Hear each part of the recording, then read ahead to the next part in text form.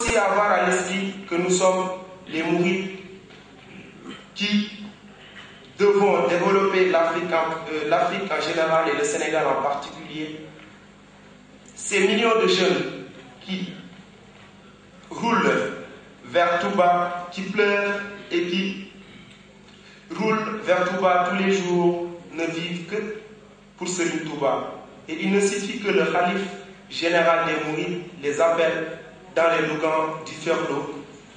Ils viendront tous et cela permettra au Sénégal de sortir de son état lamentable de sous-développement où les chômeurs représentent 3/4 de la population.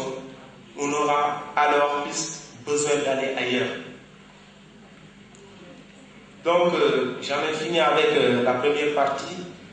En guise de conclusion, à la lumière de notre analyse, nous pouvons dire en définitif que les mourides du Sénégal ont une conception du travail différente de la conception occidentale. Chez les mourides, le travail dépasse la vision occidentale et prend en compte les données non labellisées par les occidentaux, comme la spiritualité, les services rendus aux tiers. Ainsi, le travail serait un concept anthropologique dépendant de chaque communauté. Les mourides, en tant que communauté, ont donc leur vision du travail qu'ils essaient d'adapter aux réalités de leur environnement. Et souvent, on a tendance à opposer, dans le système capitaliste bien sûr, à opposer modernité et tradition et modernité. Or, dans la confrérie mouride, coexiste un aspect traditionnel et un aspect moderne. Elle essaie de créer des structures permettant de répondre à chaque fois aux éléments qui l'entouraient afin de travail. Ainsi, la confrérie mouride semble apparaître comme une communauté qui se pense. C'est ce qui est très important en anthropologie.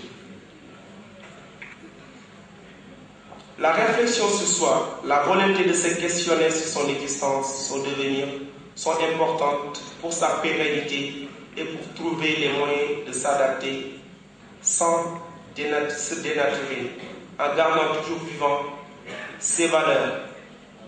Assez mal connus pour le moment, les mourides ont certainement beaucoup de choses à enseigner au reste du monde, non seulement sur la manière de faire face à la mondialisation, mais également sur la façon de pratiquer la religion d'une manière tout à fait pacifique.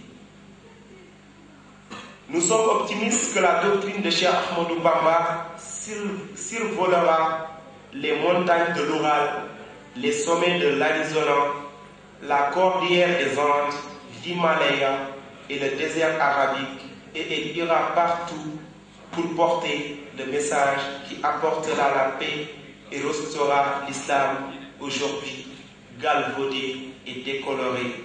Le mouridisme triomphera. Je vous remercie.